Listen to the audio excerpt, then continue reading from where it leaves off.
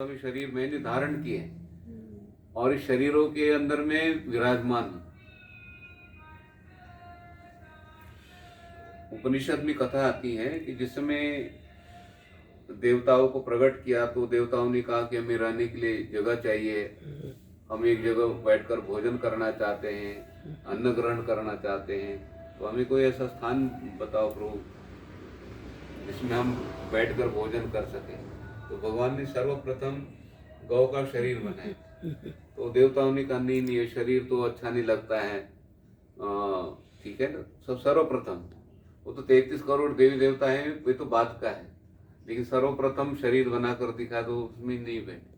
फिर घोड़े का शरीर दिखाया तो घोड़े के शरीर में देवता लोग नहीं बैठे, और जिसमें मनुष्य का शरीर दिखाया तो सभी लोग देवता लोग बैठे। कोई कानों में है, आंखों में है, हाथों में, पैरों में, सब देवता लोग बैठ गए। सभी देवताओं को शरीर अच्छा लगा, लेकिन इस शरीर में हलचल नहीं थी, शरीर चल नहीं सकता था।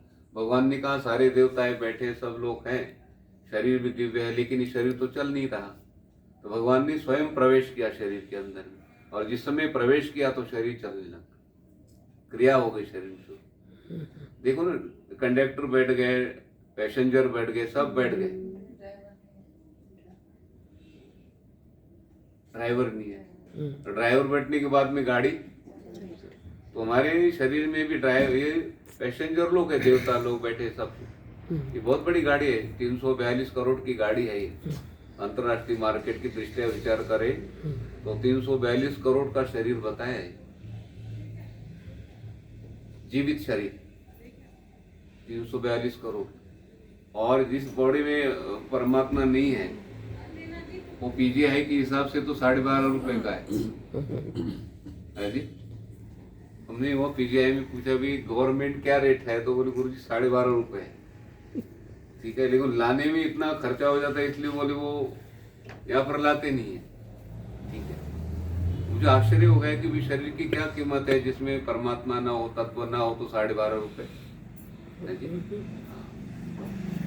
तो विषय कहाँ पर चल रहा है, तो जिस समय शरीर की रचना की है तो सभी देवता लोग बैठे, और इस शरीर के अंदर में भी परमात्मा बैठे। इसलिए कहते गीता जी में सर्वस्य चाहम हृदय सन्निविष्टो ईश्वर सर्वभूतानां हृदयेषु तिष्ठति। सभी के हृदय देश में मैं रहता हूँ, सभी के हृदय रूपी गुफा में मैं रहता हूँ, और गुफा में रहकर प्रभु क्या करते हैं, शरीर का संचालन करते हैं। गोवर्धन को तो परमात्मा ही उठा सकते हैं, भगवान के अतिरिक्त गोवर्धन को कोई उठा नहीं सकता। उसी तरह से हमारे शरीर को दिन रात जो उठाने के लिए परमात्मा, ये गोवर्धन ही हमारा शरीर, तो गोवर्धन रूपी शरीर को उठाने के लिए कौन है, तो कहते भगवान है। वो वैष्णोदेव यात्रा के लिए जाते ना, जिनको चलना बड़ा कठिन हो जाता है, तो पालकी के अंदर में बैठ तो कितने पैसे लेते हैं, 3,000 4,000 ऐसे लेते हैं। और जिसमें 4,000 देते हैं तो वो हुए थे, देखो थोड़े से पालकी में बैठे तो 4,000 देने पड़े, लेकिन हमारे पालकी को, हमारे शरीर को परमात्मा कितने उठाते हैं। हम अपने शरीर का भार नहीं उठा सकते, 70 किलो 60 किलो 80 किलो के जो हमारे शरीर है, ठीक है, इस शरीर को तो परमात्मा ही उठा सकते। इसलिए भगवान ने कहा ये शरीर रूपी गोवर्धन है, उस गोवर्धन को तो मैंने उठाया था, लेकिन इस गोवर्धन को, शरीर रूपी गोवर्धन को तो हर समय में उठाता हूँ। श्रीमद् भागवत जी में कहा कि शरीर एक गोवर्धन है, और शरीर रूपी गोवर्धन को भगवान हर समय उठाते हैं। कभी हमें लगा कि 60 किलो का बोझा हम लेकर चल रहे हैं रास्ते पे, हमें तो घड़ी बांधी हुई है ना, हाथ में कड़े डाले हो किसी ने, जैसे हमारे परिचित है ना, तो सोने के कड़े, जो जैसे हमारे सैनी जी है, वो सोने का उनको बहुत शौक है, तो बड़े बड़े कड़े डालते हो। बोले गुरु जी थोड़ी दूर डालते, भारी लगते, बाद में उतार देता हूँ मैं। मतलब देखो हमारा जो डाला हुआ कड़ा भी भारी लगता है। वैष्णोदेव यात्रा में आप गए होंगे, पैदल ही पानी की बोतल है ना, वो बहने कभी बेटे के हाथ में देते, कभी पतिदेव के हाथ में देते, तो हम बोतल, पानी की बोतल भी नहीं उठा सकते, भारी लगते उस समय।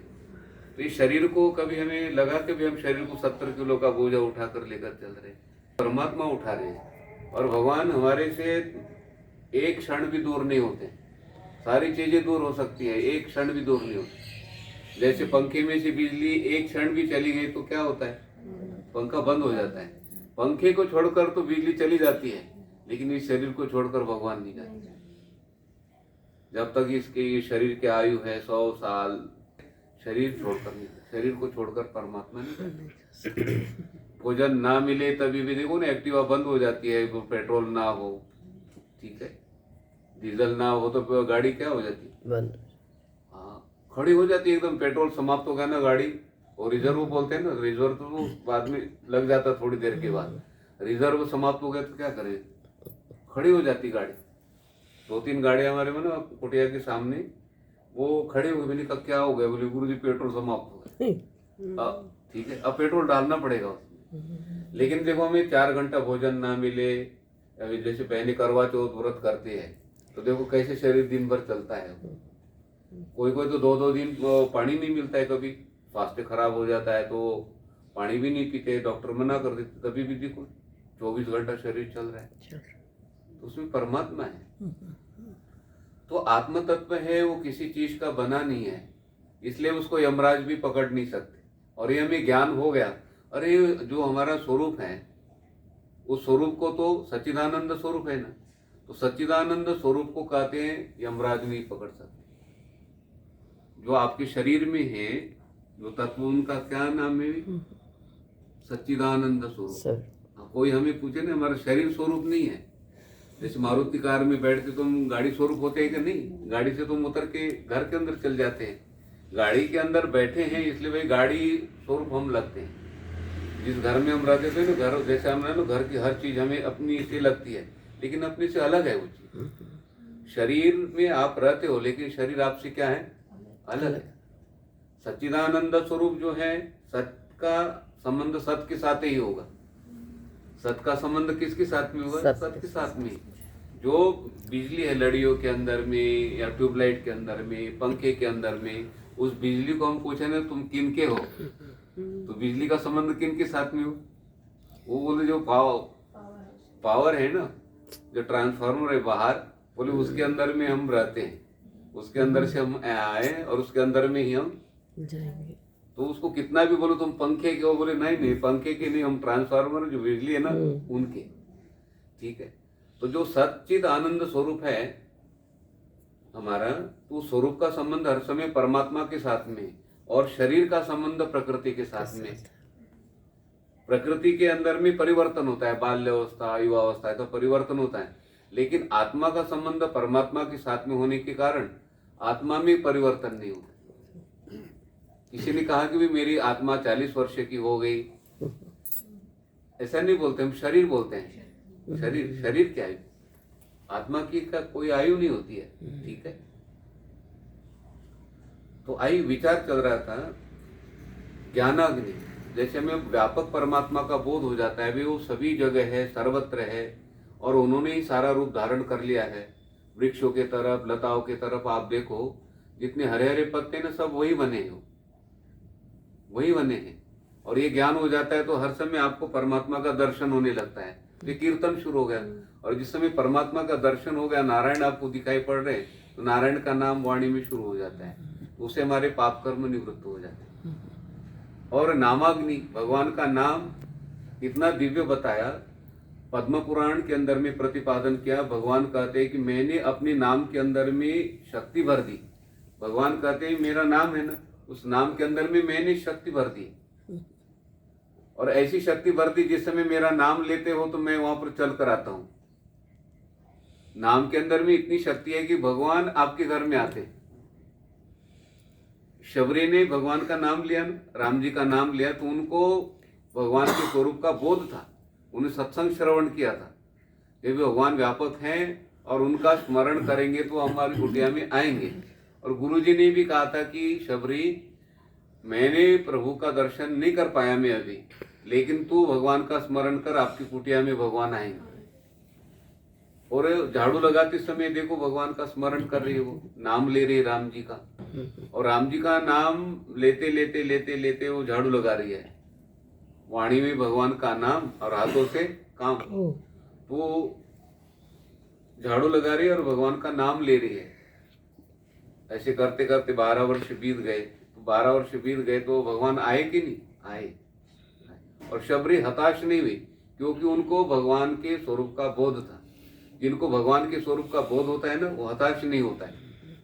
जिन्होंने कभी सत्संग श्रवण ना किया हो और थोड़ी सी बाधा मालूम पड़ती, नहीं नहीं भगवान नाम की कोई चीज, ऐसा लगता है।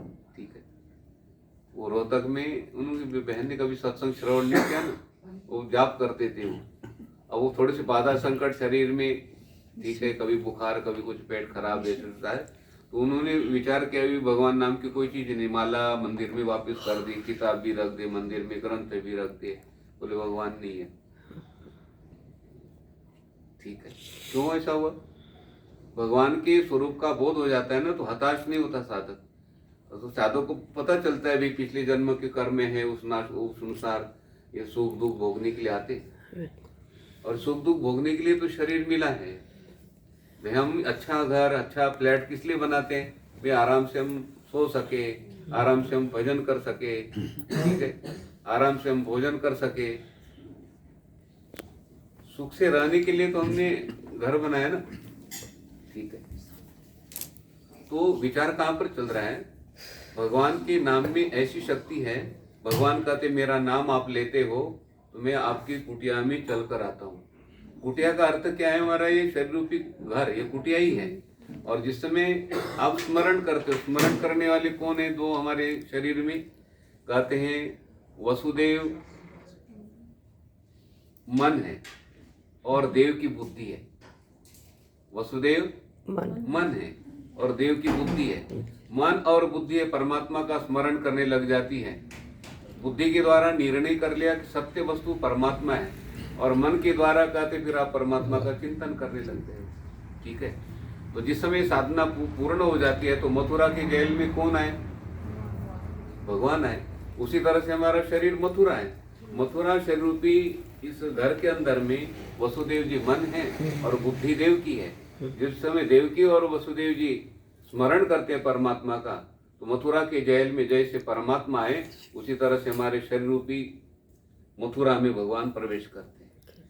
और श्रीमद् भागवत जी में तो स्पष्ट कर दिया, आप श्लोक बार बार श्रवण करते हो तो बार बार श्लोक लेते हैं, जिससे वे साधक के अंदर में बात फिट हो जाए, दृढ़ हो जाए। ठीक है, तो भगवान ने कहा कि जिस समय मेरा स्मरण करते हो, जिस समय कीर्तन करते हो, जिस समय आप सत्संग श्रवण करते हो, उस समय भगवान ने कहा कि मैं आता हूँ वहाँ पे। और भक्ति देवी भी, भक्ति है ना, यदि सत्संग कर रहे हो, आप सत्संग श्रवण कर रहे हो, कीर्तन कर रहे हो, भजन कर रहे हो, भगवान का स्मरण कर रहे हो, उस समय भगवान कहते मैं आता हूँ।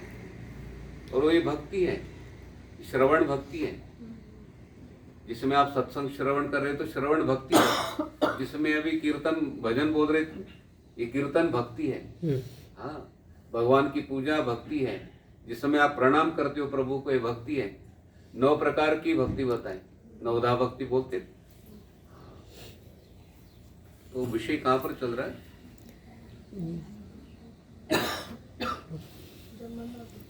मन और बुद्धि परमात्मा में लग जाती है। जिसमें आप सत्संग श्रवण कर रहे हो, जिसमें आप कीर्तन कर रहे हो, जिसमें आप भगवान का स्मरण कर रहे हो।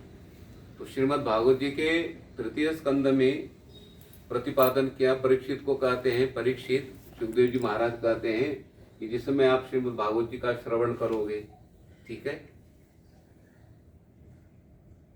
तो उस समय भगवान आते हैं। उस समय भगवान आते हैं। प्रविष्टः कर्णरन्ध्रेण स्वानं भाव सरोर्वं धुनोति शमलं कृष्णः सलिलस्य यथा शरद। कहते जैसे शरद ऋतु में नदियों का जल पवित्र हो जाता है, निर्मल हो जाता है, शुद्ध हो जाता है, उसी तरह से भगवान कहते मैं जिस समय प्रवेश करता हूँ, प्रविष्ट कर्णरन्ध्रेण, कान के द्वारा भगवान प्रवेश करते। जिस समय आप कीर्तन कर रहे हो, सत्संग श्रवण कर रहे हो, प्रभु का स्मरण कर रहे हो, उस समय भगवान क्या करते हैं? कान के द्वारा प्रवेश करते हैं। ठीक है, और प्रवेश करके क्या करते हैं? प्रवेश करके क्या करते हैं भगवान? तो कहते धुनोति शमलम कृष्ण, कहते भगवान पाप कर्मों को धोना शुरू कर देते। पाप कर्मों को धोना शुरू कर देते। और एक पाप कर्म जिस समय धोते ना, तो एक पाप कर्म भी शेष नहीं रहने देते। जैसे चोर चोरी करने के लिए आता है, सामान चुराने के लिए आता है ना कुछ सामान छोड़ देता है वो। लेकिन हमारे जो भगवान हैं, जिस समय माखन चोरी करने के लिए गए गोपियों के घर में, तो इंद्र देवतादियों को आश्चर्य हो गया। नारद मुनि आकाश मार्ग में खड़े हैं और वहां से देख रहे हैं कि भाई ये त्रिलोकीनाथ और गोपियों के घर में चोरी करे, अच्छा नहीं लगता है। ठीक है, इंद्र देवता को लगा हुई चलते हैं, ठाकुर जी का दर्शन करते हैं। विष्णु भगवान ने बाल रूप धारण किया है, वो क्या करते हैं, हम दर्शन करेंगे। तो भगवान तो प्रातः काल माखन की चोरी कर रहे हैं। तो इंद्र आदि देवताओं को लगा एक त्रिलोकीनाथ क्षीर सागर में रहने वाले, और वो क्या कर रहे हैं, माखन की चोरी।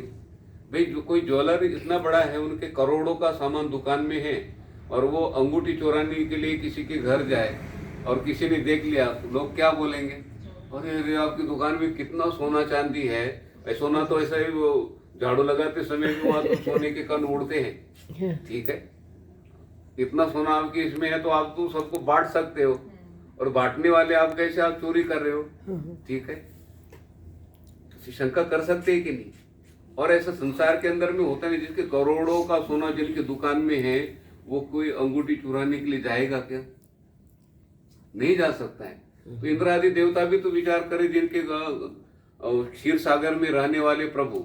और जिस समय अवतार लिया भगवान ने, तो उस समय नंद बाबा ने कितनी गौवें दी थी ब्राह्मणों को, 9 लाख। 9 लाख गौवें कितनी होती है, मुझे लगता है सेक्टर में भी हम रख नहीं पाएंगे। ठीक है, इतनी गौवें दान करने वाले नंद बाबा, और उनके घर में भगवान ने अवतार लिया है, वो लाला चोरी करने के लिए क्यों जाते। और त्रिलोकीनाथ तो चोरी करने के लिए गए हैं, तो इंद्र देवताओं का विश्वास नहीं हो रहा भाई त्रिलोकीनाथ गोपियों के घर में जाकर माखन की चोरी करे। एक बार तो उनका दिमाग क्या हो गया, हाँ संदेह हो गया ना भी भगवान नहीं आए, ऐसा संदेह हो जाता है कि नहीं, डाउट हो गया, उनकी शंका हो गई कि भगवान नहीं आए, हम तो आए थे दर्शन करने के लिए। और जिस समय इंद्रादि देवताओं ने विचार किया भी हम ध्यान के द्वारा देखते हैं, ध्यान लगाकर देखा, उसमें आश्चर्यचकित हो गए। ओ प्रभु, अब पता चला हमें, आप माखन की चोरी नहीं करते हो। नारायणो नाम प्रसिद्ध चोरः कथितः पृथिव्याम। पांडव गीता में कहा कि नारायण नाम वाले प्रसिद्ध चोर पृथ्वीलोक में आए हैं।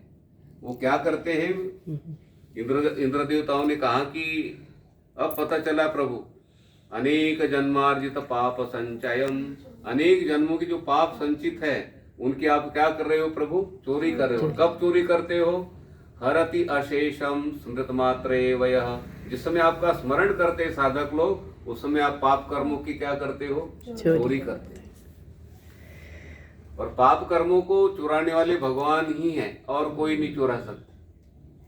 संसार का चोर देखो ना, कोई डस्टबिन उठाकर लेकर जाता है क्या, बोलो नहीं। अभी तक न्यूज़पेपर में शिकायत नहीं आई। हाँ, किसी बहन के घर का जो डस्टबिन है उसमें से सारा कूड़ा चुरा कर लोग, चोर क्या है, चला गया।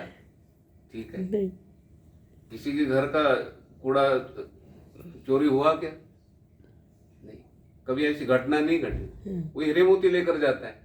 और वो हमारा डस्टबिन तो पवित्र है भाई, उसमें केले के छिलके होंगे, मटर के छिलके होंगे, रोटी का टुकड़ा होगा, उसमें हाथ लगाने से स्नान नहीं करना पड़ता है। लेकिन एक पाप कर्म कहते हैं, एक पाप कर्म का फल है एक जन्म में जाना पड़ता है, एक जन्म में जाना पड़ता है। इसलिए तो बोलते 84 लाख जन्म में जा रहे। तो उसका कारण क्या है, कई जन्मों के पाप कर्म होते हैं, तो एक पाप कर्म का फल कहते एक जन्म में जाना पड़ता है। और भगवान कहते जो साधक मेरा स्मरण करते हैं, उनके सारे पाप कर्मों को मैं क्या करता हूँ, निवृत्त कर देता हूँ। कौन सी अग्नि, नामाग्नि। जिस समय भगवान का नाम लेते हैं, गोपियां नाम ले रही हैं, तो उस समय भगवान कहते मैं सारे पाप कर्मों को चुराता हूँ। और जिस समय आपको ज्ञान हो जाता है व्यापक परमात्मा के स्वरूप का, ओहो हमारे कृष्ण तो लताओं में है, वृक्षों में है, ठीक है, धरती के अंदर में है, गामाविश्य च भूतानि, पृथ्वी में प्रवेश करके उन्होंने पृथ्वी को उठाकर रखा है, वृक्षों में प्रवेश करके उन्होंने वृक्षों को संभाला है। ठीक है, ऐसा जिस समय ज्ञान हो जाता है तो समदर्शी बन जाता है साधक। प्रहलाद वाली दृष्टि हमारे पास में आती है तो प्रहलाद को खंबे में भगवान दिखाई पड़े ना, ठीक तरह से साधक को वृक्षों में है, लताओं में है, ठीक है, सभी पेड़ पौधों में वही है, आकाश में वही है, वही सूर्य नारायण को, चंद्रमा को वही संभाल रहे हैं, ठीक है। प्रतिदिन प्रकाश आता है ना, चंद्रमा का, सूर्य नारायण का प्रकाश आता है। तो ये जो बिजली का मीटर लगा है ना, तो 2 महीने के बाद वो बिल निकलता है जी। पहले तो बिल लेकर आते थे तो कमर से निकालता है वो भी है जी। वो मशीन लगाई कमर में, बोले कि गुरु जी अभी बिल दे रहा हूँ, वो बटन दबाया, वो फाड़ के ठीक है। सूर्य नारायण ने हमें इतना दिन भर प्रकाश हमें देते हैं, उनके फोकस में तो हम चल रहे हैं, लेकिन कभी वो लेकर आए और उनका बिल भर भी नहीं पाएंगे। हाँ, ये तो किसी महापुरुष ने कहा कि हमारा डेली शरीर का किराया ना, खर्चा 33,000 है, 33,000 डेली। इस शरीर को उठाना है, इस शरीर को संभालना है, हार्ट को संभालना है, सारा खर्चा टोटल लगाया 33,000 कम है। फिर भी वो तो कॉटेज में मुंबई में एक रात का किराया हार्ट को संभाले 1 लाख रुपए है, 1 लाख रुपए है। तो हार्ट को संभालना है, शरीर को संभालना है, सारी चीजों को संभालना है। उन्होंने तो कम खर्चे बता दिया 33,000, और 33,000 करते हो महीने का 33,000 हिसाब से एक दिन का कितना हो गया, और टोटल लगाओ आप। और कभी हम बिल लेने के लिए आए क्या हो, हमारे शरीर को मैं एग्जाम्पल देता हूँ, मतलब साधक परिचय था हमारे मुंबई में, तो वो सत्संग में आए थे, तो उन्होंने कहा मैं एडमिट हो गया, ठीक है, हार्ट को प्रॉब्लम हो गई, शरीर है, मशीन है, ठीक है। तो बोले गुरुजी एडमिट रहा मैं, तो 2 दिन, दूसरे दिन मुझे छुट्टी दे दी, मेरा 5 लाख रुपए बिल बन गया। मुंबई में बहुत महंगा हॉस्पिटल, आधा यहाँ से मतलब 2.5 लाख में हो जाता, तो वहाँ 5 लाख रुपए लगते। तो वो जिस समय पैसे डॉक्टर ने कहा कि 5 लाख रुपए बन गए, तो 5 लाख रुपए उनको देने लगे, तो वो रोने लग गए। कौन? तो साधक। तो बोले आप रो क्यों रहे हो, बिल ज्यादा लग रहा है। बोले नहीं डॉक्टर साहब, आप ये बोलते हैं 10 लाख भी बोलते हैं ना, मैं तो पैसे लेकर आया साथ में अटैच ही, 10 लाख आपको दे देता। बोले कि रो क्यों रहे हो आप? वो बोल रहे मुझे ना ये सत्संग में जाता हूँ, मुझे ये ज्ञान हो गया कि जिस परमात्मा ने, मैं अभी 50 वर्ष का हूँ, तो 50 वर्षों तक मेरे हार्ट को संभाला, उन्होंने कुछ नहीं मांगा, और तुम्हारे पास में मैं 2 दिन रहा तो तुम 5 लाख रुपए मेरा बिल बन गया। मैं तो 5 लाख नहीं 10 लाख भी देता हूँ, मुझे परमात्मा की याद आई मुझे कि मेरे शरीर को 50 साल तक जिसने संभाला उसने कुछ नहीं लिया, और जिसने 2 दिन संभाला उन्होंने, डॉक्टर ने कहा मैं फीस नहीं लेता हूँ, आप फीस नहीं लेता हूँ, छुट्टी, ठीक है। मुझे ज्ञान हो गया कि मेरे हार्ट को भी कौन संभाल रहे, हार्ट स्पेशलिस्ट डॉक्टर बोल रहे हैं, मेरे हार्ट को भी वही संभाल रहा है। और मुझे इतना ज्ञान हो गया आपसे कि आप परमात्मा को याद कर रहे हो, आप 50 साल तक जिसने मुझे संभाला है, तो आपको जैसे संभाला ना, मुझे भी संभाल रहा है, ठीक है।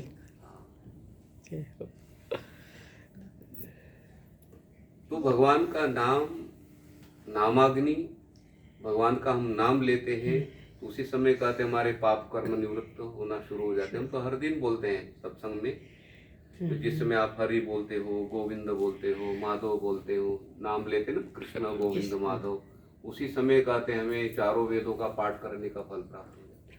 4 वेदों का इतना फल कौन देते? ये तो राम जी का नाम लेते ना, राम ऐसा बोल दिया आपने, या राम राम जी, राम राम कितनी बार हो गए? और एक राम नाम लेने का 1000 विष्णु के नाम, विष्णु सहस्त्र नाम बोलते हैं ना, सहस्त्र मतलब 1000, विष्णु के 1000 नाम लेने का फल मिलता है एक बार राम जी का नाम लेने। और राम राम जी, राम राम कितने हो गए? 4 बार हो गए, तो 4000 आपने विष्णु के नाम ले 4000, उसके और उस फल के बदले में हमारे पाप कर्म क्या हो जाते? निवृत्त हो जाते। किसी साधक को शंका होती है, छोटा सा राम जी का नाम हमने लिया तो विष्णु 1000 विष्णु के नाम लेने का फल प्राप्त होता है। और वशिष्ठ महाराज जी ने तो रहस्य इतना खोल दिया कि वे हरि बोलते हो तो चारों वेदों का पाठ करने का फल प्राप्त हो जाता है। देखो ना, हमने पाठ किया नहीं और फल पाया आपने। हाँ जी, हाँ जी। भाई हमने झाड़ू लगाया नहीं, कुछ नहीं है, वो झाड़ू लगाने में किसी ने झाड़ू लगा दिया और सारा हो गया तो ठीक है। और आपने सूचना दी तुम्हारे घर में झाड़ू सफाई हो गया, हम कुछ नहीं लेते हैं, तो कितना अच्छा लगेगा। हाँ जी, ठीक है।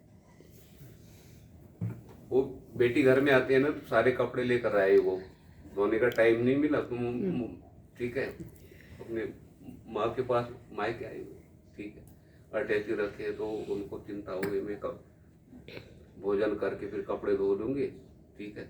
लेकिन वो जिस समय सो गई ना बेटी तो धीरे से माँ ने क्या कर ली, अटैची कपड़े उन्हें पर माँ ने तो सुना तभी टाइम नहीं मिला उनको धोने के लिए, सारे कपड़े धो के सुखा के रख, हाँ जी, और प्रेस करके भी रख दी। और बेटी उठी, बोले मम्मी अब कपड़े ना सारे में धोऊंगी, बोले बेटा बस हो गया। ठीक है, ठीक उसी तरह से जैसे माँ बेटी का ध्यान रखती है ना, उसी तरह से परमात्मा ने कहा तुम सत्संग में बैठो, गुरु सानिध्य में जाकर बैठते हो, कीर्तन करने लगते हो, तो पाप कर्मों को धोने का काम मेरा है। जिस समय बाहर आते हो मंदिर के गुरु जी के पास बैठ कर सन्निधि में, भगवान ने कहा सारे पाप कर्म धो दिए, जाओ आप घर पे आओ। जैसे वॉशिंग मशीन बोलते हैं ना, सीटी बजाती बोलते ले जाओ कपड़े आप धो दिए मैंने, है जी। इसलिए कहते त्वमेव माता च पिता। अब ये हो गया ज्ञान रूपी अग्नि, नाम रूपी अग्नि, दोनों में से कोई न कोई अग्नि अपने पास चाहिए। ज्ञान अग्नि को प्राप्त करने के लिए थोड़ा समय लगता है, तो भगवान ने कहा चलो मेरा नाम ले लो, और नाम भी वही ले सकता है कि जिसने भगवान के स्वरूप को जान लिया। इसलिए हमें सत्संग बार बार श्रवण करते हुए मेरे इष्ट देव का ये स्वरूप है, वो मुझे पता चला, वो तो सबके हृदय में रहता है, वो तो वृक्षों में रहता है, लताओं में रहता है। भाई उस पौधे में से फूल बाहर आ रहा है तो कोई उस पौधे में बैठा है ना, एटीएम से नोट बाहर आ रहे तो उसमें नोट है तभी तो बाहर आ रही है। अच्छा नोट है तो किसी ने रखी होगी ना, वहां पर रखने वाला तो कोई आदमी होगा ना उसमें, ठीक है। आप एटीएम से पैसे निकालते हो, ठीक है, तो उसको उस एटीएम के अंदर में कोई रखता है। अभी कभी बैंक के सामने जाना पड़ा तो पुलिस आती है गाड़ी में बैठ के, और इतना बड़ा बॉक्स होता है तो फटाफट इधर उधर वो ना बंदूक लेकर खड़े होते हैं और उसमें वो कैश भर देते हैं। और फिर आप जाते हो एटीएम के पास से तो फटाफट नोट आती है, देखो जी 500 की नोट आ रही है, ऐसे नहीं आ रही है, ठीक है। उसमें कोई एटीएम में डालने वाला है। तो वृक्षों के अंदर में, पौधे के अंदर में कोई बैठा है तभी तो उसमें से फूल आ रहे। और फूल भी कैसे हुए, एक पौधे में देखो कितने दो रंगों के फूल है, फूल आते कैसे होंगे, आश्चर्य है। केले का पौधा देखो, उसमें से केले आते हैं और बड़े केले, इतना अच्छा लगता है वो जो पैकिंग में आते हैं ना, उतनी कितने उसके ऊपर कागज लपटे होते हैं, और धीरे धीरे कागज दूर हो जाते हैं और वो केले देखो कैसे लटकते हैं। और आप केले के पौधे को खोल कर देखोगे ना, केला कहाँ से आ रहा है आपको पता नहीं लगेगा।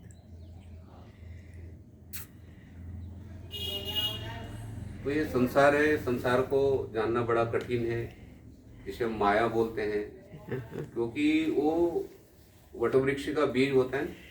एक वटवृक्ष का जो फल होता है, फल के अंदर में बीज होते हैं, फल और बीज में अंतर है, ठीक है। जैसे अनार है तो अनार के अंदर में सारे बीज होते हैं, वो बीज है। और एक अनार के अंदर में बीज है, वो बीज कितने वृक्ष है एक अनार के अंदर में, एक एक बीज डालोगे तो एक वृक्ष निकलता है। मुझे लगता है कम से कम उसमें 500 बीज होते होंगे बड़े अनार के अंदर में। तो 500 वृक्षों को कहाँ पर रखा है, छोटे से 500 वृक्षों को कहाँ पर रखा है। हाँ, ये जो आम का आप फल लेते हो उसके अंदर बीज है, तो बड़ा वृक्ष उस आम के अंदर में, और छोटे से आम के अंदर में इतना बड़ा वृक्ष रखा है। आश्चर्य है। श्वेत केतु को गुरुजी ने कहा कि श्वेत केतु सब में भगवान है, हर चीज में वो है, और उनकी जो शक्ति है ना, माया मतलब क्या है, परमात्मा की शक्ति। जैसे बिजली की शक्ति से पंखा चलता है, उनकी शक्ति से हमारा शरीर चल रहा है, ये शक्ति मतलब माया है, ठीक है, परमात्मा की। तो माया को भगवान कहते जानने का प्रयास ना करो, आप संसार को जानने का प्रयास ना करो। माया के जो पति है ना, मायापति को जानने का प्रयास करो, ठीक है। जादूगर को आप जानो, जादूगर उसके लीला कला को मत जानो आप, ठीक है।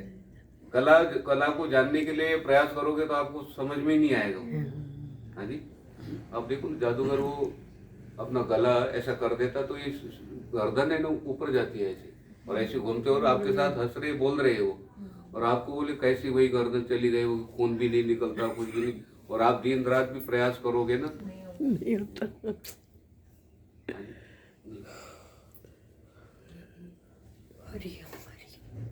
आप देखो ना, वृक्ष पाले के बीज पाले, आम के जो गुठली है वो पाले कि आम का वृक्ष पाले? बीज पहले, बीज पहले, बीज पाले क्या वृक्ष पाले? नहीं, थोड़ा सा हम प्रश्न करते हैं। वृक्ष पाले, बीज, जैसे मुर्गी बोलते हैं, मुर्गी पाले है कि अंडा पाले? ये समझ में आता है जल्दी। अब बोलो, मुर्गी पाले कि अंडा पाले? अब अंडा पाले बोलोगे तो मुर्गी आई अंडा कहाँ से आया? मुर्गी से। और मुर्गी पाले बोले तो मुर्गी आई कहाँ से? तो ऐसा रात दिन आप बोलते रहोगे, आप उत्तर नहीं मिलेगा, ठीक है। तो इस संसार को जानना बड़ा कठिन है। तो श्वेत केतु को गुरुजी बोल रहे, श्वेत केतु उनका परमात्मा कहाँ पर है? अरे वो तो सर्वत्र है, तो आपको जानना पड़ेगा। बोले कैसे गुरुजी? उनके हाथ के ऊपर वटवृक्ष का फल लेकर आए और उसमें से एक बीज निकाला और बीज हाथ के ऊपर रखा। बोले श्वेत केतु देखो, इस बीज के अंदर में वटवृक्ष बड़ा वृक्ष है, बड़ी बड़ी टहनियां हैं, फल लगे हुए, इस बीज के अंदर में आप देखो। और जब आपको देखने की कला आ गई तो आपको लगेगा वो संसार के अंदर में तो सर्वत्र परमात्मा है। बीज के अंदर में देखना पड़ेगा ना विवेक दृष्टि से। जैसे खाली प्लॉट के अंदर में वो आर्किटेक्ट मकान दिखाता है, उसको मकान दिखाई पड़ रहा है, वो एक 3 मंजिल का है, वो देखो ऐसे आप यहाँ पर खड़े रहोगे तो यहाँ से बारात जाएगी तो आपको सारा दिखाई पड़ेगा, ऐसे शोभा यात्रा निकलेगी तो आप एक खिड़की के पास खड़े रहोगे, यहाँ पर एक बड़ा वृक्ष होगा, वहाँ पे आपके मकान के ऊपर छाया होगी, वो दिखा बोल रहा है। वहाँ पर क्या है? कूड़ा पड़ा है, सारा प्लॉट ऐसा है, उसको मकान दिखाई पड़ रहा है, ठीक है, उसको मकान दिखाई पड़ रहा है, और वो आपको पास में खड़े होकर बता रहे ये देखो पहली मंजिल, दूसरी मंजिल, तीसरी मंजिल, यहाँ पर आप खड़े रहोगे, यहाँ पर खिड़की होगी, यहाँ से प्रकाश आएगा, तो आपको ज्ञान हो रहा है कि नहीं? वो आर्किटेक्ट बता रहे। उसी तरह से श्वेत केतु को भगवान गुरुजी बता रहे, इस बीज के अंदर में देखने की कला आएगी ना आपको, तो इसमें बड़ा वृक्ष है, बड़ी बड़ी टहनियां हैं, फल है, तो जिस समय देखने की कला आएगी आपको, उस समय सर्वत्र भगवान नजर आएंगे। वो समदर्शी हो गया ना साधक। समदर्शन में आपको वृक्षों में, लताओं में, सब में भगवान का दर्शन होने लगता है, सब में भगवान का दर्शन होने लगता है। ये देखो संतरा है, संतरा अपने हाथ में ले, हम बाल्यों से संतरा खाते हैं, लेकिन मैं बताऊंगा तो आपको वो आज पता चला कि भगवान ने संतरा बनाया और भगवान के बिना नहीं बन सकता है। कैसे? पैकिंग कोई और नहीं। हम तो छिलके और खोलते ना, तो भगवान ने कितना ध्यान रखा है, भी संतरा छिलका उतारेगा तो जूस गिर सकता है, तो उन्होंने फाड़ियां बनाई, फाड़ी को खोल दे तो जूस गिर सकता है, तो उसको ऐसे कागज से लपेटा और सिलाई कर दी, उसको धागे धागे दिखाई पड़ते ना, ठीक है, और करके फिर ऐसा पैकिंग में रख लिया। उसके बाद सूर्य नारायण का प्रकाश पड़ेगा तो थर्माकोल छिलके के ऊपर देखो, आप किनू खोलो, उसमें इतना बड़ा बड़ा थर्माकोल लगा हुआ है, तो कितना ध्यान रखा है, ठीक है। और आप ध्यान से देखते तो वो ये परमात्मा ने बनाया, उनके बिना कोई नहीं बना सकता। अब संतरे का ध्यान करते करते परमात्मा की याद आ गई कि नहीं हमको? ये कहते व्यापकता है, ज्ञान रूप से कहते आप हर चीज में परमात्मा को देखने लगते हो और फिर आपको परमात्मा का दर्शन होने लगता है। वैसे ज्ञान रूपी अग्नि से हमारे पाप कर्म निवृत्त हो जाते हैं। और कहते ज्ञान रूपी अग्नि नहीं प्राप्त कर सकते तो कहते भगवान का नाम ले लो आप, और नाम के लिए भी कहते सत्संग चाहिए, सत्संग चाहिए। सत्संग से हमें पता चल भाई हरि का नाम लेते हैं तो 4 वेदों का पाठ करने का फल प्राप्त हो जाता है, राम जी का नाम लेते हैं तो विष्णु के 1000 नाम लेने का फल प्राप्त हो जाता है, ठीक है। और ऐसे नाम की महिमा पता चल गई। भाई पीतल की चैन है, सोने की चैन है, और आपको पता चला है कि पीतल की नहीं तो 80,000 की है, और ये पता चलने के बाद आप सोने की चैन को कहाँ रोकोगे? आप पहले तो इधर उधर हो, ठीक है।